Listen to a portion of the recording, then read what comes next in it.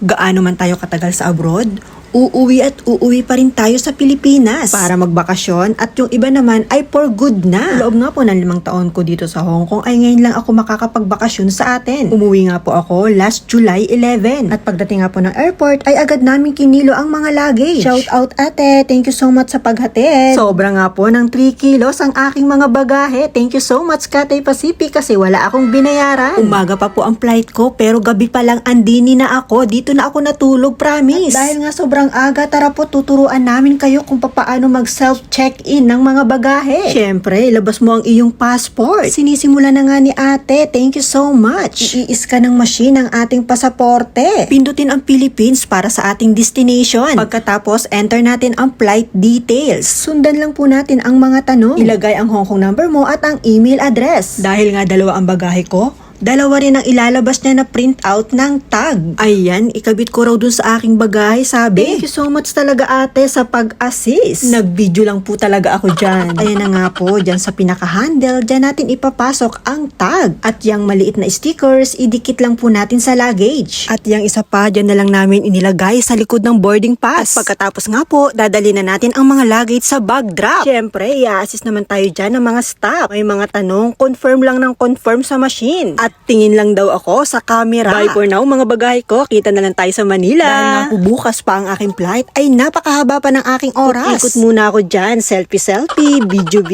Kung saan ako napatambay. At syempre dyan na rin ako natulog. Yun mga lodi ko. Shinare ko lang po talaga to sa inyo. Thank you so much. Bye!